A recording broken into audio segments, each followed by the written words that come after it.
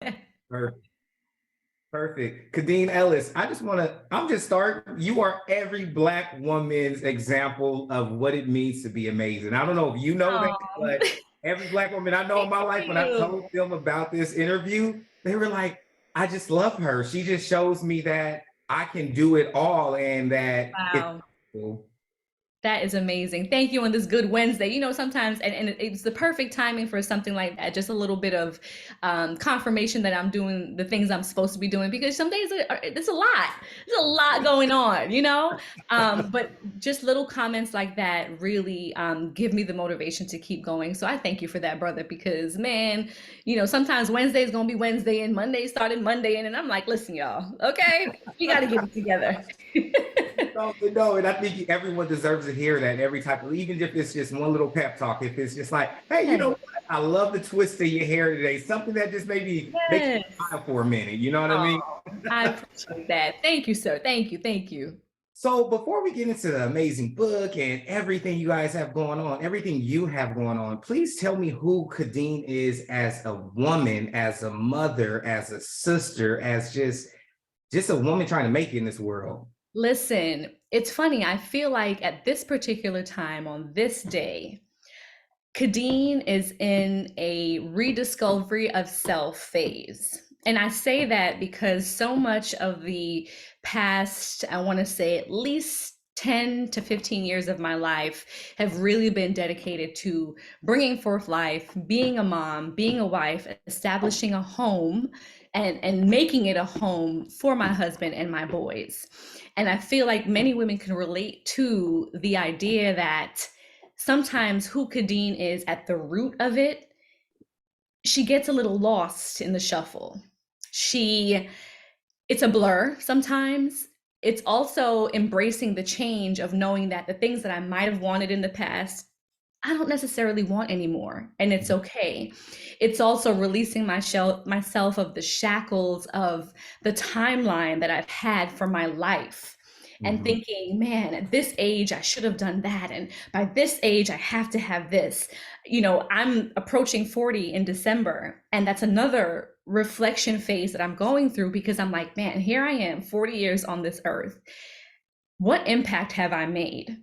And for you to even start the conversation with telling me, Khadeen, like when I mentioned your name, so many women said, "Oh my goodness." Sometimes for me, it's not enough though. You know, I feel like I'm still not doing enough. Like there's still more people to impact. There's still more legacy to be built. There's so much more that's out there for me. So I'm in a space now where Khadeen, as a woman, is celebrating and taking the time to be gentle with myself Mhm. give myself grace to celebrate how far I've come. But I feel like I'm also in this gearing up phase for trying to make the next 40 plus years of my life, God willing, be some of the most impactful years. First and foremost, for my sons, because I don't take it lightly the fact that I have four Black men that I brought into this world. And that is of paramount of importance of me to be the example of a woman for them, to be able to nurture them, to be able to prepare them for this world. That's first and foremost for me the most paramount role that I have that I'm really looking forward to for the next couple decades. Mhm. But also being the best version of a wife that I can be for my husband because we've literally built so much of this together since we were 18 years old. And then also seeing what my career will look like, you know, trying to get back in front of the camera again, knowing that I don't have to stop or put career things on hold because I'm having another baby or having to get back in the postpartum phase. Those are, for me at least now, a thing that I can put to rest and say, okay, I can focus on myself for a bit to really see what the next couple decades will look like for me.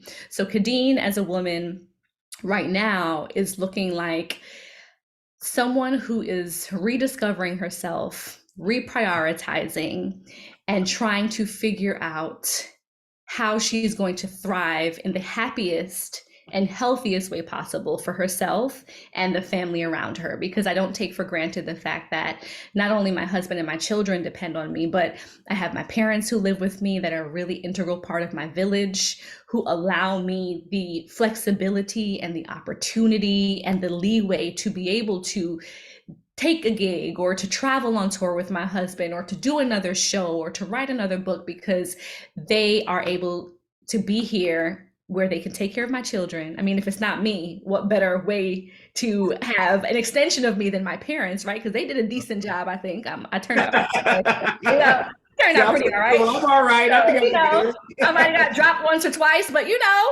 all right. So, having my parents here, my brother, my sister, my in-laws, or I hate to say it, my in-loves, Mhm. I love being who I am in a space where I know that they depend on me, and not necessarily in a financial way or anything, but just being the best version of myself for them, so that when they do come by and I do go away with them or I do go to see them, it's always a good time. So that's where Khadeen is right now. She is in a little cocoon, if you will, trying to figure out who she's going to, transform into. Nice. I love that. I'm as a man, I can't speak for women, but I feel like what you're saying applies to just women, Black women, but women in general. Yes, Finding being in this continued state of, rediscovering who the woman is outside of everything society is telling you to be, especially that because part. you're always a daughter, then you're a mother, or you're engaged, or you're this. And it's like women can't be detached from being attached to something. So it's like, Sure. how has Khadeen been able to detach from all these labels, or how has the journey been for you to sometimes remind yourself, like, hey, I'm more than a mom and I'm more than a wife. I'm also just me. Like, I have selfish needs that I also need to satisfy rather than making sure everybody else, you're feeding the village and you're like, okay, well, I guess I'll eat the little scrap Starving. at this table. Starving, right? Starving, absolutely. And you know what? I think that's just the way we have been wired as Black women to always be everything for everyone, to always have the answers. Um, we're tired.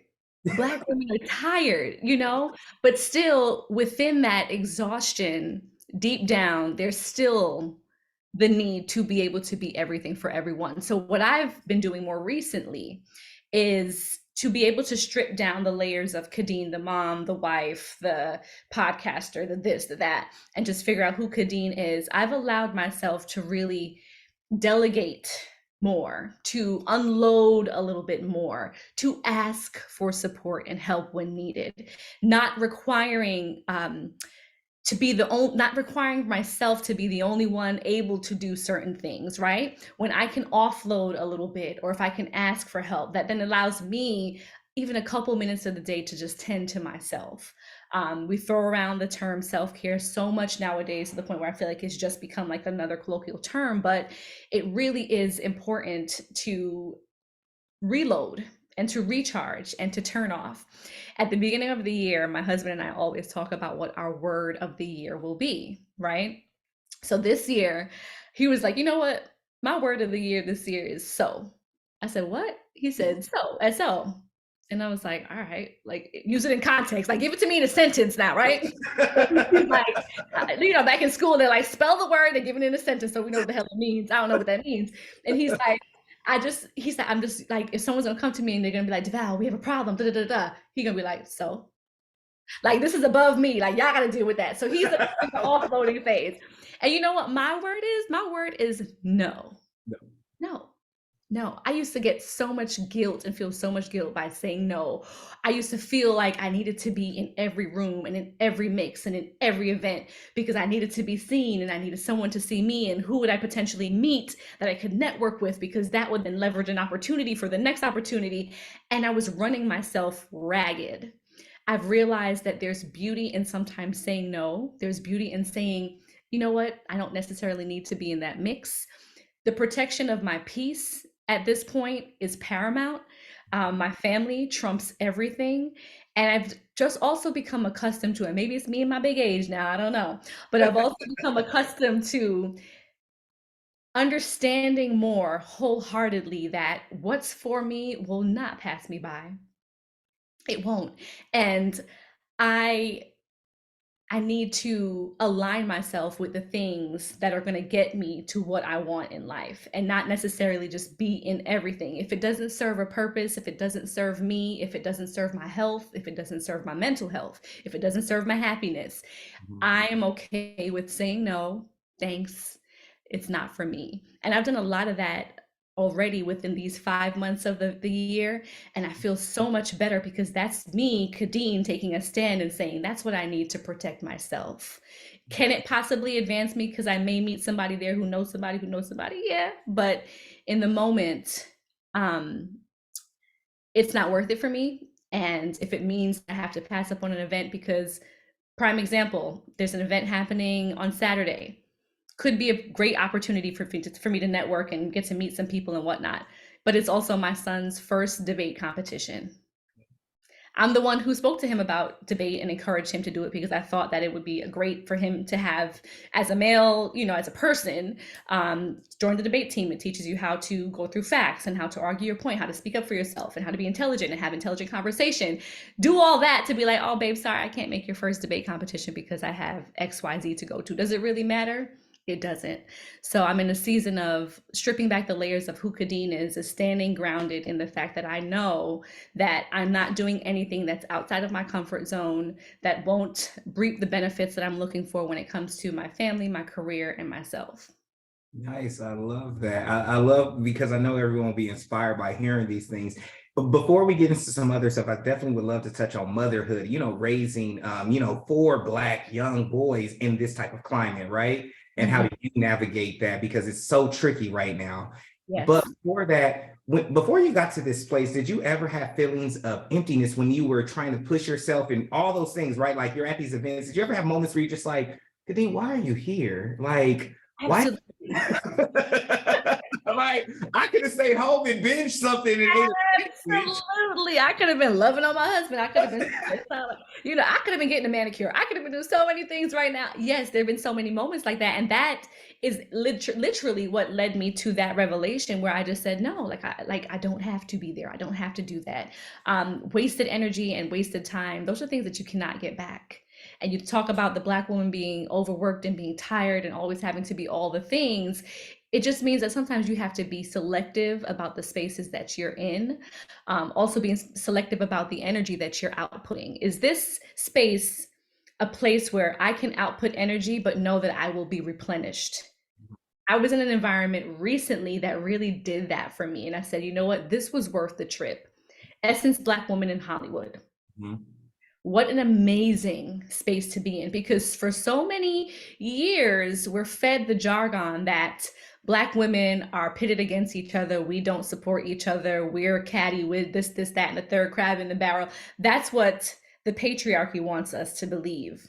Mhm. However, you walk into a space like Essence Black Women in Hollywood, you are now amongst women who are either in the position you're in, aspire to be in the position that you're in, or you're seeing women that you aspire to be in their position, and what they're doing, loving on each other. I see you, sister.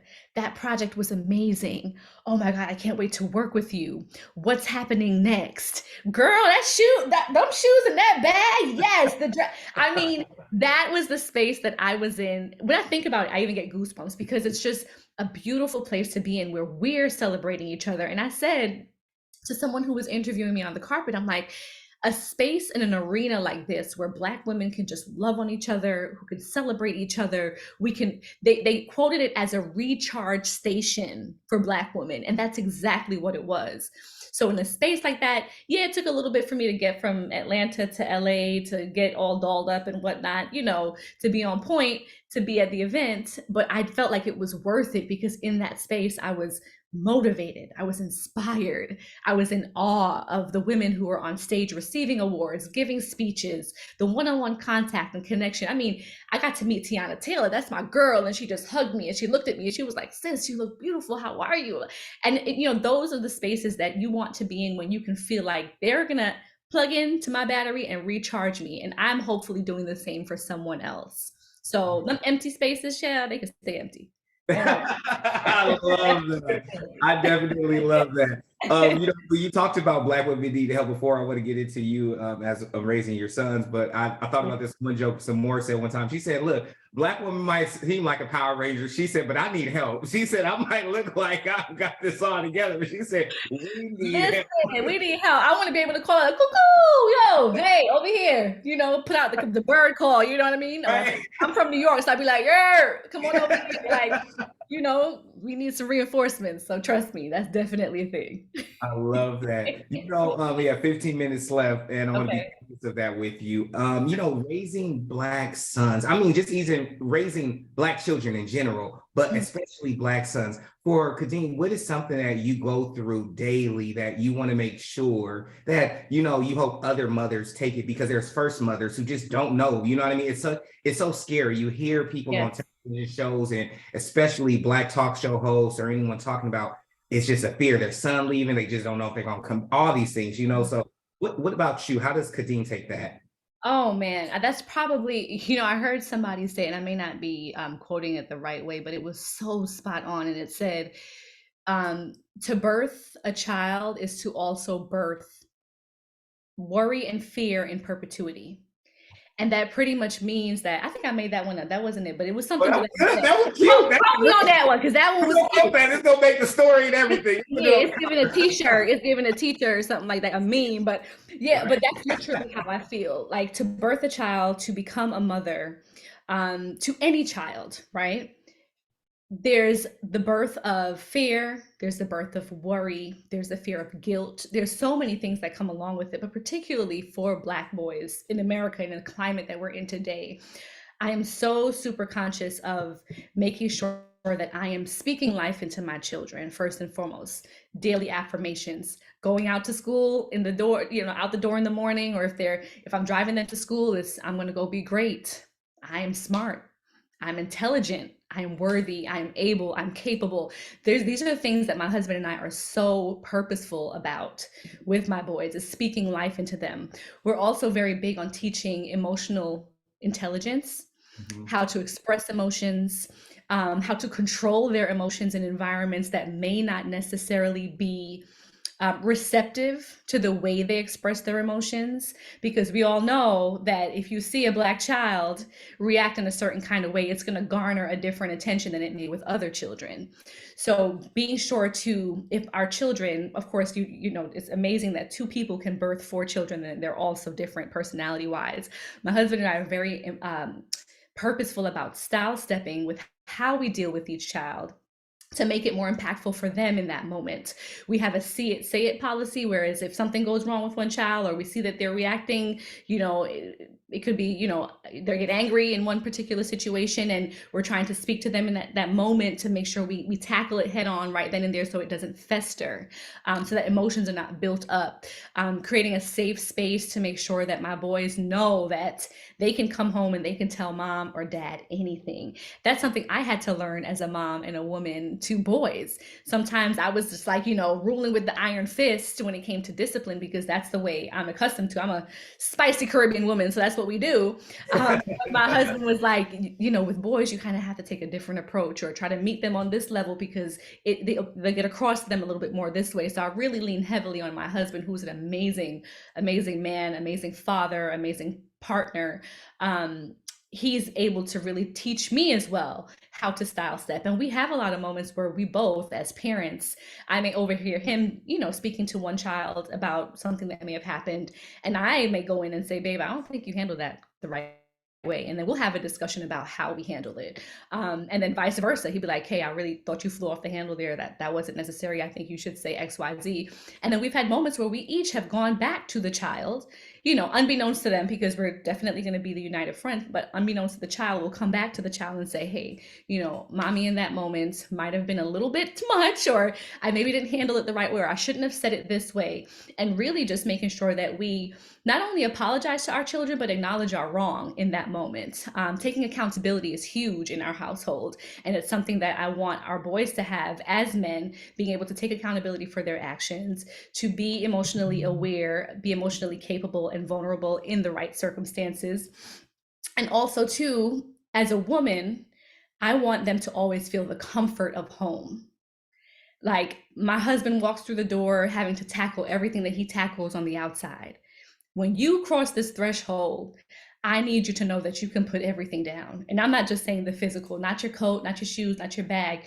You can put everything down, your emotions, your soul, for lack of a better word, put it down and allow me to be the comforter that you need so you can be, again, recharged, revitalized, re-energized to then tackle the world again the next day. And I do the same for my boys. I do the same for my boys. So when I say family is paramount, my boys are paramount. That is the number one thing right now in my life. And I don't take for granted the blessing that I have, having birthed four amazing, healthy, happy boys. And I just pray that God gives me the tools through my own life experiences to be able to be what they need in each moment of life as they get older. So, Nice. I love that. That's beautiful. I definitely love. My mom was the reason why I'm who I am. May she rest in peace. But she's oh, everything. wow. I always tell people that, especially being a Black queer man, I always say that Yeah. story when I was younger, because my mom, every Black mom braids hair, right? Yes. And my older brother and cousin was making fun of me while she was braiding her cousin's hair. And because I always just loved seeing my mom. I didn't, she helped me understand that there was nothing that defined who I was as a man. Yes. I And so love that. she came and she said, "What are they making fun of you for?" I said, "Braiding hair." She said, "Show me what you were doing." She said, "That's why they're making fun of you. You supposed to braid like that." She said, "You're not supposed to be out here braiding looking crazy." And so I tell people that story because that helped me understand that I would never ever have to be defined by anybody besides the love that my mom gave me. So I Period. love that because that's why I could just walk through the world unapologetically myself. I love that. And I love that for you, bro. I do. And I hope when my boys are your age, they can say the same thing. Like, mom had these moments with me that helped me get through this phase of life or help me be the best version of myself. That's all I'm here for. And I would hope that they can say the same. So Oh that's no, awesome. perfect. We have 8 minutes left. Like again, I always Okay. like to be conscious, and I just Okay. want to really get into "We Over Me." This book, Ah, people are going crazy. I was like, I want to talk about it more, but I was like, I want to know who Khadeen is. I know people want to know who she is, but it's "We all Over good. Me." It's what you guys do as a married couple. This transparency that happens. This everything. We fall in love with the story that you didn't give up and the times have been tough. You guys are so, you bear it all. Like, Yes. so "We Over Me." Please let me know some of the why this book, why the title, and what do you hope that people really get from it? hmm Man, the book, I'll tell you, I shied away from doing a book at first. I think I was just more overwhelmed by the process of writing a book. I'm just like, man, if y'all gonna wait for me to put fingers to a keyboard, that shit will never get done. So don't even like, what's the easiest way to get this done? But it just made so much sense when my husband was speaking with me about it and our manager. It was like the natural succession of things going from the YouTube videos to then the podcast and then diving deeper into it. So many times we get emails, DMs, messages, comments like, "Yeah, I want me a Deval," or "Khadeen, I want me a Khadeen because she know what to do." I said, "Listen, y'all, if y'all saw me and Deval about 20 years ago, you'd be wondering why the hell we still here." Okay, that's what you would be wondering. I said, "You think this happened overnight?"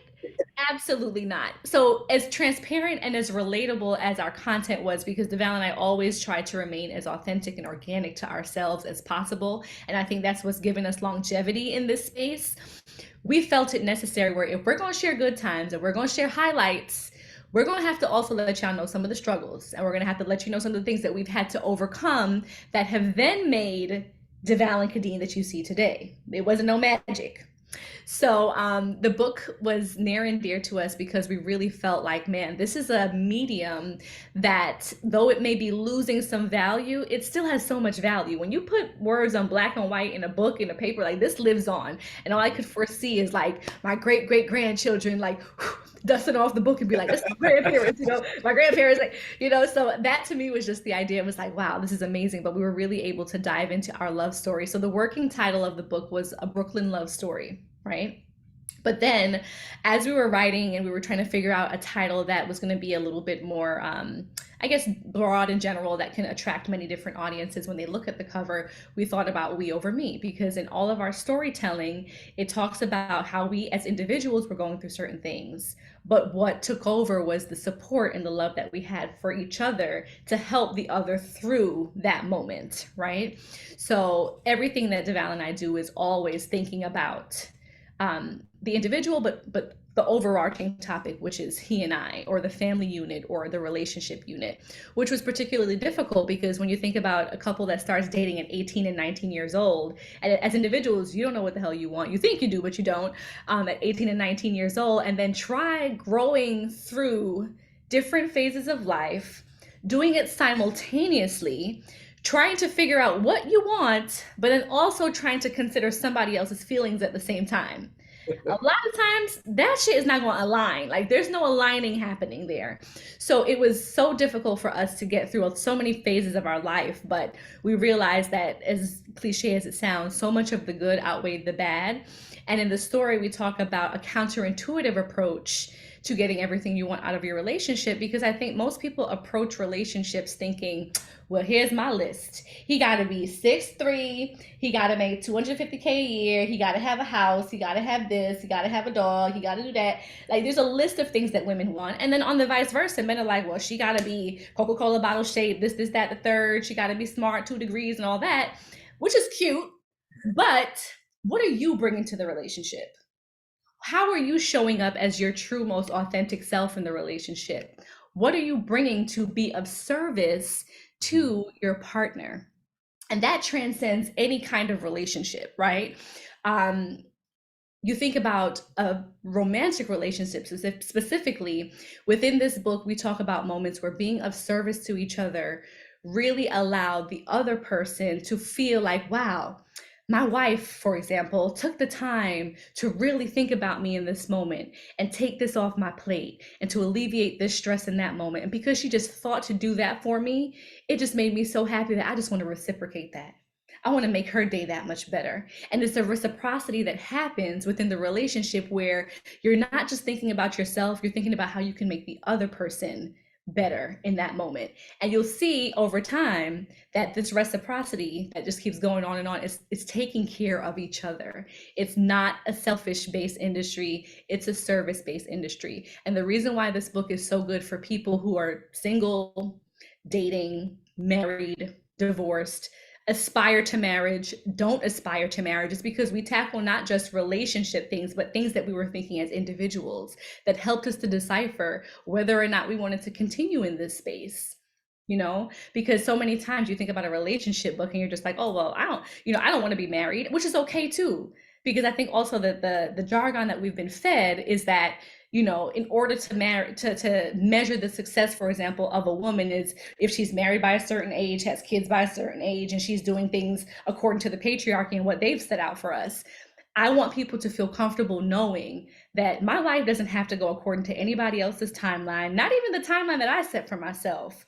But as long as I'm being true to who I am in that moment and I'm being honest with people who I engage with in relationships, and I'm not coming as a representative of myself, but as my true self, that's the only way that you'll find true happiness, whether it's in a relationship or not. Nice. I love that. Thank you so much. And No before doubt. we go, I know I could be talking for hours with you because you Listen, we can do this all day. We can. right, we need I some have it. I have cocktails or it. something. No, it's all good. I have at least another 10 minutes, so you're good. Right. About So 7, 8 minutes, but yeah. what advice would you give to a young Khadeen before she adventured off into this realm of marriage, of motherhood, that Mhm. time in your life that you needed to hear something that you didn't, but now you know what you needed to tell Mhm. yourself? Mhm. What would that be? Wow. That's a good question. I feel like I've gotten that question before, and every time it's different depending on the phase that I'm in life. But right now, in this moment, if I could talk to my own self, um, I would just let a younger Kadeen know that there is legitimately no shortcut, that everything that you do requires doing the work, putting in the time. It won't happen overnight, and what's for you will not pass you by. um, Willing and forcing and trying to get things to happen that's not for you only ends up being more of a detriment because it causes you to question yourself or to second guess your worth, to second guess your ability. And for so long, I feel like I have, in a way, self sabotaged myself in some environments and spaces and sometimes because I felt like I wasn't good enough in that moment or that I didn't deserve to have certain things at that moment, whether it's a career move or a job. Um, when I left Michigan. Devon and I lived in Detroit back in 2000. I want to say I finished grad school 2005. So 2007, we moved back to New York. And I was working as a makeup artist because the recession hit. I couldn't find any jobs in the news market because the jobs were bad. And I was trying to get into pharmaceutical sales because I heard you could make good money, you make your own schedule and all that. So I was like, oh, I'm about to sell these drugs. It's going to be easy. Uh, and then I went on like 4 or 5 rounds of interviews and made it to the very last round. And literally, as they hired me, they went on a hiring freeze like the next day. And I was crushed because I'm like, this was my moment to help get my family out of the rut that we were in financially. This was a way for me to start my career. You know, I was planning to be the top seller in the market. Like I had all of these goals and it never happened. And then that freeze happened. It was going on for a while. I was in touch with the person that I was in touch with. And eventually she was like, girl, I'm not sure when this freeze is going to lift. Interviewed with another company, went to a couple rounds of interviews. They ended up taking that drug off the market and then they no longer lead in my position. So I felt like in that moment, like, man, maybe I'm doing something wrong. Maybe this is not where I'm supposed to be. I don't know. I was just questioning everything about me when it never even struck me that maybe God was just like, Khadeen, this is not the space that you need to be in. Maybe you need to focus your energy on something else, which is your on camera career with acting and with hosting and all that. And I ended up finding a job with a online news station after that. And that was where I was really able to thrive in what I wanted to do, which was online news reporting for entertainment. So I say all that to say in that story that Khadeen at that age would have just been self-loathing and self-sabotaging and saying, well, I'm not going to try again because it didn't work this time, or, you know, they didn't like me at this company, so therefore I'm not going to X all the other companies. No, it's making sure that you know that what's for you will be for you as long as you put in the work, as long as you put in the passion behind it. And when it's your time, it's your time. You know, when it's your time, it's your time. Nice. I love it. I love to end it that way. So no, so thank you so much, Khadeen Ellis. This has been amazing. I've Oh, had a great time. I always hope the other person had a great time speaking with me as well, oh, for too. sure. No, this was a great time. I mean, I've been so accustomed to doing so many interviews with my husband, so it's nice to Yeah. actually have some one-on-one time. So I got to share the stage, you know.